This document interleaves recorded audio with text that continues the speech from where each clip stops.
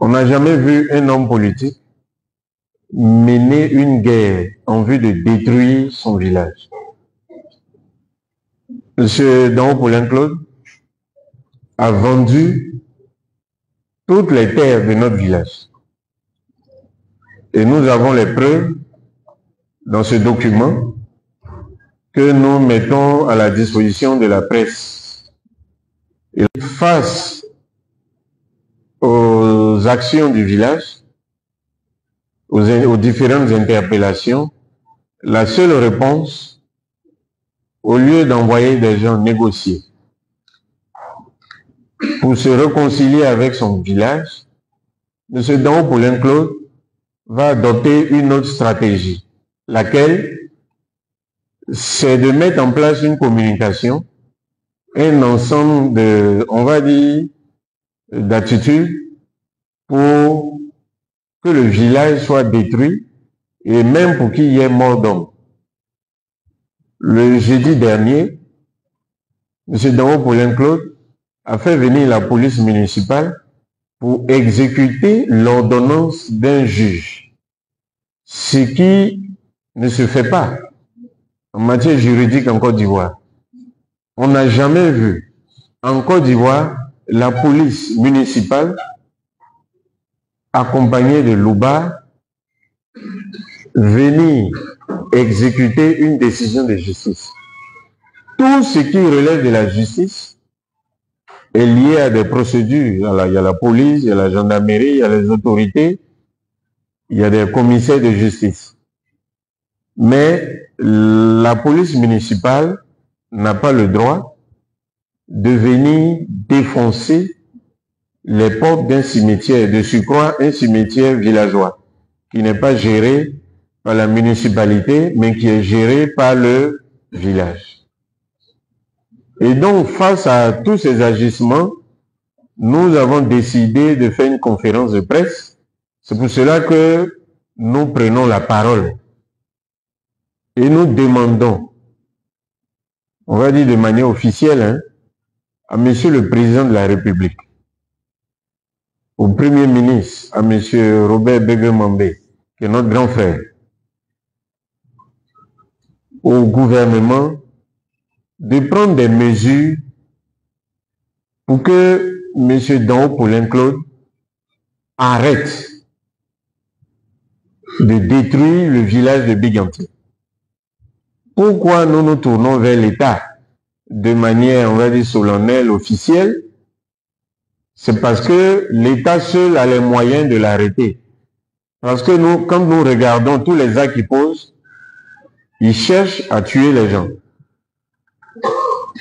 Il veut qu'il y ait des morts, que le sang coule dans notre village. Juste parce que nous l'avons envoyé devant les tribunaux, devant le Conseil d'État, qui d'ailleurs va rendre une décision dans peu de temps. Et certainement que la justice va prendre fait et cause pour le village. Car tous les titres fonciers que M. Dao Paulin Claude a fait établir, au nom de quelquefois la mairie d'Atekouvé, quelquefois la municipalité, ce qui est bizarre en matière juridique, parce que ni la mairie ni la municipalité n'ont la personnalité juridique. Quelques rares fois, il a fait établir des titres fonciers au nom de la commune. Il n'y a que la commune d'Atekouvé qui est la personnalité juridique. Mais même avec cette personnalité juridique, tous ces titres fonciers ont été établis en violation des procédures en vigueur en Côte d'Ivoire. Aucun chef de village, ni Nyando, ni Doubo, ni Tchaba n'a signé des attestations villageoises pour les remettre à M. Dao Paulin Claude. Comment se fait-il que sans attestation villageoise, M. Dao Paulin Claude puisse se faire établir des titres fonciers? Voici la question juridique qui se pose et nous pensons que les juges du Conseil d'État vont nous donner raison. Ils vont donner raison au village de Biganti. Ça, c'est le premier aspect. Le second aspect, M. Dao Paulin Claude se comporte en tyran. Dans sa stratégie, il faut créer un trouble. Selon ses propres termes, il faut créer un incident. Il a l'habitude de le dire aux employés de la mairie d'Atekoué. Il faut qu'on crée l'incident à Biganté. Mais, parlant d'incident, il s'agit de tuer les gens, de créer des troubles graves à l'ordre public. Or, nous savons que l'État demande que tous les villages soient dans la paix et la tranquillité. Mais il a mis en place une stratégie, nous allons l'exposer tout de suite, peut-être que c'est une répétition. Le porte-parole de la catégorie Tchaba Dongba a pris le temps d'expliquer. Alors comment il procède? Quand la chefferie prend une décision, parce que nous n'avons ni police ni gendarmerie, le seul moyen de pousser les familles à respecter les us et coutumes, puisque le chef de village existe, parce qu'il y a des us et coutumes. S'il n'y a pas de coutumes, il n'y a pas de village. Le juge des référés, que M. Dao Paulin Claude et ses amis sont allés voir, la famille Ango, a osé me dire que le village est une entité fictive. Comment un magistrat de l'État de Côte d'Ivoire peut dire que le village est une entité fictive? C'est-à-dire, le village n'existe pas. Moi, j'ai dû interpeller le juge, je lui ai dit que c'est des propos très graves. Un magistrat qui dit que le village est une entité fictive et qu'il n'y a que le chef, il n'y a pas les catégories, il n'y a pas les générations. Le 4 février, la Cour d'appel va trancher pour ce qui est de la question coutumière. Mais notre avocat a préparé un dossier et dans le dossier, il y a le procès verbal de Tchaba qui désigne un chef de village. Ça veut dire que sans les Tchaba, il n'y a pas de chef. Les Kamans sont différents des autres Akans. Chez nous, il n'y a pas de roi. Il n'y a pas de roi chez les Kamans. Le chef est un mandataire de la génération et des catégories. Le chef ne se lève pas pour décider de lui-même. Et ça, l'État de Côte d'Ivoire le sait, l'administration le sait. Mais on ne sait pas par quel moyen, toujours, quand la chefferie prend une décision, M. Dao Paulin Claude va voir les familles qui sont concernées par les décisions et les envoie au tribunal, chez le juge des référés. Toujours, hein, dans le cadre de ce qu'on appelle les référés d'heure à heure, en procédure d'urgence, ils prennent une ordonnance et puis ils viennent l'imposer au village. Et quand bien même le juge va prendre une ordonnance, le village ne va jamais accepter d'appliquer une telle ordonnance. Conséquence, qu'est-ce qui va se passer? Ce sont des troubles à l'ordre public. Vous voyez que la stratégie de M. Dao Paulin Claude est simple. Jusqu'à ce que des magistrats aillent nier l'existence du village. Je pense que si nous sommes devant le ministre de la Justice et qu'on lui fait un rapport sur ce qui se passe, je pense que le ministre de la Justice ne sera pas content. Par rapport aux actions de certains magistrats, qui sont quand même très graves. Et toujours, c'est dans le cas des référés d'heure à heure. Et on a même un article, l'article, je crois, 228 du Code de procédure civile, dans le cas des référés d'heure à heure, qui interdit aux juges, aux commissaires et aux commandants de brigade de gendarmerie d'appliquer des ordonnances quand ces ordonnances-là d'extrême urgence sont susceptibles de créer des troubles à l'ordre public. J'ai pris le temps de le signaler au juge dans son bureau, mais bon, il n'a pas écouté. Il a pris une ordonnance, il a donné à la famille qui est amie à M. Dao Paulin Claude, la famille de feu M. Ango. C'est pour cela que nous nous tournons vers les autorités. Le village n'appliquera jamais une décision qui n'est pas conforme aux us et coutumes des Tiamas. C'est pour cela que nous en appelons au ministre de la Justice d'interpeller ceux qui peuvent être interpellés au niveau de ses collaborateurs pour que M. Dao Paulin Claude arrête d'instrumentaliser surtout le tribunal en ce qui concerne le référé DAE qui veut prendre des décisions à la place du chef de village. L'État de Côte d'Ivoire, dans la Constitution, le Premier ministre l'a cité hier, je crois que c'est l'article 175 de la Constitution, reconnaît l'existence des villages et l'existence des us et coutumes. C'est écrit dans la toute dernière version de la Constitution de la République de Côte d'Ivoire. Donc un juge ne peut pas contredire la Constitution en disant que le village n'existe pas, il est fictif, il n'y a que le chef du village qui prend des décisions pour essayer de se venger de telle ou de telle autre famille. Donc, toutes ces stratégies-là rentrent dans le cadre d'une communication globale qui est adoptée par M. Dao Paulin Claude pour semer le trouble dans le village. Donc, peut-être que je vais me répéter encore une fois, nous demandons le secours du chef de l'État, le président M. Alassane Ouattara, qu'il regarde ce qui se passe dans la commune d'Atekoué, précisément dans le village de Biganti. Un de ses fils, qui fut maire, qui fut ministre de la République, a entrepris de créer des troubles graves à l'ordre public dans notre village et peut-être d'attenter à la vie de la notabilité et de la chefferie. Nous en appelons aussi à l'aide de la première dame, Mme Dominique Ouattara, qui est notre maman, et nous lui demandons aussi d'intervenir pour aider le village de Biganti. Aucun négrier, aucun cabio n'est contre l'État de Côte d'Ivoire. Aucun négrier, aucun cabio n'est contre le gouvernement de la République de Côte d'Ivoire.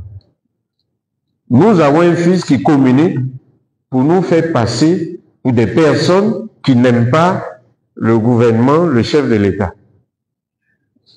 Et en adoptant cette stratégie, il utilise ses réseaux dans l'administration pour bloquer, empêcher le village de fonctionner et de vivre dans le calme et la tranquillité.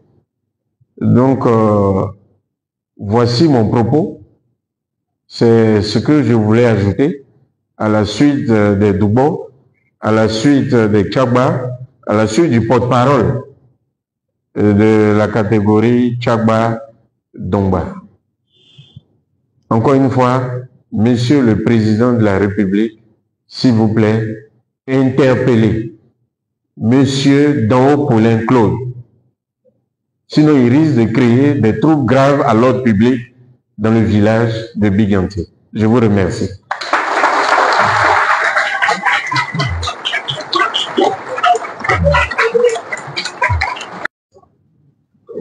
Ok, ils ont attaqué le direct. Ayualo Ziza, la voix originale. Monsieur le chef, est-ce qu'on peut résumer les griefs que vous avez contre le maire, M. Dao Paulin Claude? Les griefs. Qu'est-ce qu'il vous doit, en résumé, qu'est-ce qu'il vous doit? Je reprends, c'est ça? Alors, je m'appelle Ayualo Ziza, je suis de la voix originale, le journal La Voix originale. Je voudrais que monsieur le chef résume les griefs que vous avez que le village de Biganti a contre le ministre Dao Paulin. Qu'est-ce qu'il vous doit? Quoi? Merci. Je réponds à la question de monsieur le journaliste. Ce que M. Dao Paulin nous doit, vous avez demandé qu'on énumère tout ce qu'il nous doit. La première des choses, c'est qu'il nous doit 1,5 milliard. Il a vendu 3 hectares au milliardaire nigérian Aliko Dangote, sans l'autorisation du village, sans l'autorisation de la chefferie d'Oubo, sans l'autorisation de la chefferie Tchaba. M. Dao Paulin Claude nous doit encore 65 millions dans le cadre d'une opération qui a été faite sous la chefferie d'Oubo. Il y a 2 ans de cela, environ, le notaire a versé les 65 millions, mais le notaire a remis le chèque à M. Dao Paulin Claude. M. Dao Paulin Claude a confisqué l'argent. Bon, on estime qu'il a utilisé pour ses propres besoins. C'est de l'argent qui appartient à la communauté villageoise de Biganti. Troisièmement, vous voyez le pont qui traverse la lagune, le 4e pont, et qui entre dans la commune d'Agamé. Il y a eu des dédommagements qui ont été faits. On a dédommagé des squatteurs. Ils sont partis. Comment peut-on dédommager des squatteurs et abandonner les propriétaires terriens? Jusqu'à ce jour, le village de Biganti n'a pas reçu le moindre franc. Nous avons utilisé nos relations dans l'administration. Il ressort que l'État a versé de l'argent. Nous n'avons pas de preuves à ce niveau sur la base de documents physiques. Mais ce que nous disons s'appuie sur des relations personnelles que nous avons dans l'administration. L'État a versé de l'argent pour la communauté villageoise de Biganti. Et quand nous avons interrogé, nous, chefferie Tchaba, l'ancien chef de village et son bureau, ils nous ont dit ceci. M. Dao Paulin Claude nous avait convoqué dans son bureau, à la mairie d'Atekmoué. Il a déposé devant nous une pile de documents. Il a rusé, nous faisons croire que les autorités l'appelaient urgemment, et il nous a fait signer des documents que nous n'avons pas lus. Voici ce qui ressort du témoignage de la chefferie d'Oubo. Et on leur a fait signer des documents qu'ils n'ont pas lus. Alors nous nous posons la question, est-ce des mandats, est-ce des procurations qu'il a fait signer au Doubo pour les utiliser pour aller encaisser de l'argent au nom et pour le compte de sa personne, de l'argent qui devait revenir directement au village de Biganti. Donc nous soupçonnons que le dédommagement qui devait être fait pour le pont ait été l'objet, on va dire, de détournement de la part de M. Dao Paulin Claude. Mais là-dessus, nous n'avons pas de preuves. On va dire, avec des documents. Tous ceux que nous avons rencontrés dans l'administration ont refusé de nous donner des documents. Mais quand on écoute ce qui s'est passé entre le maire et la chefferie d'Oubo, nous pouvons affirmer que M. Dao Paulin Claude a utilisé des documents signés par l'ancien chef d'Oubo, des documents qu'il n'a pas lus, il nous l'a dit, de manière claire et précise, pour aller encaisser de l'argent qui doit revenir au village, précisément pour ce qui est du 4e pont. Jusqu'à ce jour, le village n'a rien reçu. Et selon les informations, c'est environ 4 milliards. Voilà.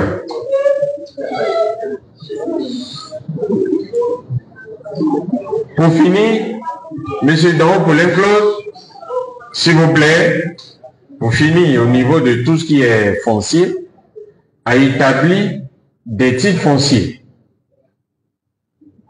De nombreux titres fonciers. Il a même fait des morcellements de titres fonciers. Et sur la base de ces titres fonciers, il fait des transactions, c'est-à-dire il vend les terrains à des particuliers, des terrains qui appartiennent au village. Et pour ces terrains-là, nous sommes devant le Conseil d'État qui va trancher très bientôt. Pour ce qui est de la gestion du village, c'est-à-dire l'application des us et coutumes, face à notre action devant les tribunaux, le seul moyen qu'il a trouvé, au lieu de préparer sa défense devant le Conseil d'État, c'est d'aller voir ses relations au tribunal. Et toujours, quand la chefferie prend des décisions en matière coutumière, relativement à certaines familles, précisément la famille de feu M. Ango Basile, M. Dao Poulenc-Claude les envoie au tribunal prendre des ordonnances pour empêcher le village d'appliquer la coutume. Et donc, monsieur le journaliste, voici résumé les grands points. Ce que nous demandons à M. Dao Poulenc-Claude. La conclusion, c'est que ce qui est plus grave, il faut que j'ajoute cela, il y a des menaces de troubles à l'ordre public, des menaces très graves. On va dire même que nous-mêmes, nous sommes menacés dans notre propre sécurité, le chef du village et sa notabilité. Donc, monsieur le journaliste, voici ce que je pouvais dire à ce niveau-là. Ça veut dire, les gars, pour RHDP, il n'y a pas un seul homme politique capable de se dire qu'à ce niveau-ci, je vais au moins travailler pour le peuple. Tous autant qu'ils sont, ils veulent tous détruire le peuple. Vous venez de comprendre une histoire surréaliste. J'ai écouté et réécouté ces révélations graves sur le ministre Dao Poulenc, qui porte sur des milliards, des expatriations. Et là, j'ai compris que ceux qui sont censés être exemplaires sont tous des corrompus et des pilleurs au col blanc. Le chef Bidjan, honorable Guy Diagua, déballe tout dans une vidéo que je viens de vous poster ici. Vous venez donc de comprendre que c'est exactement comme le colon se comportait quand Alassane Ouattara a décidé de se comporter. Pour attaquer les Atchans, il va prendre des Atchans pour mettre à la tête. Pour attaquer les BT, il va prendre les BT pour mettre à la tête. Et aujourd'hui, il va plus loin. Il prend les BT, les Atchans et toutes ces ethnies-là dont il n'a pas confiance, il met à la tête des gens du Nord. Mais tout en prenant quand même quelques parmi des Atchans et des BT pour les pousser à d'abord faire le premier mal. Ça veut dire vous passez d'abord, vous détruisez et ceux qui viennent achever. Ils viennent retirer l'espoir dans les yeux. Vous venez d'écouter des révélations graves. Mais ce que je vais dire ici aux chefs du village qui sont là, c'est que je sais que vous n'êtes pas naïfs, mais je vous dis encore une fois, ne soyez pas naïfs. Le président Babou est la solution. L'opposition est la solution. Aujourd'hui, ne vous laissez pas distraire. Il serait très grave pour vous de vous laisser distraire aujourd'hui encore. Alors que vous êtes conscient que ce même gouvernement dont vous avez décidé de faire appel ne va en aucun cas se mettre de votre côté. Tout ce qui se passe en Côte d'Ivoire est fait par la volonté d'un seul homme. Celui qui a dit qu'il a gagné en 2010, pourtant ce n'était pas vrai. Il a fait un braquage et il s'est imposé. C'est lui qui décide de tout ceci. Ne soyez donc pas naïfs en croyant qu'en faisant appel à lui, vous aurez peut-être un changement de quoi que ce soit. Rien ne changera pour vous. Et puis même encore, ce que vous allez pouvoir constater sera une destruction massive de vos villages et vous qui vous êtes plaît encore. Si vous blaguez même, vous pouvez être arrêté. Parce que vous savez que ces gens-là aujourd'hui, ils arrêtent parce que vous n'êtes pas d'accord avec le gouvernement. Ça veut dire que si le gouvernement dit qu'on va à gauche et que vous dites que vous n'êtes pas d'accord d'aller à gauche, vous pouvez aller en prison pour ça. C'est la réalité ivoirienne, sous Alassane Dramane Ouattara. Donc votre plainte peut même vous porter préjudice. Alors je vous dis et je vous répète, faites très attention avec ces membres du gouvernement. appeler Alassane Ouattara, c'est faire croire que ce qui se passe, il n'est pas au courant. Et pourtant, il est le responsable. Ne cherchez plus la solution chez ceux qui ont causé le problème. Cherchez la solution chez une nouvelle personne qui a prouvé et a combattu le bon combat. Celui-là qui a toute la légitimité aujourd'hui de se battre pour le peuple, c'est le président Laurent Gbagbo. Et même si ce n'est pas lui, c'est quand même l'opposition, ce n'est pas Alassane Ouattara.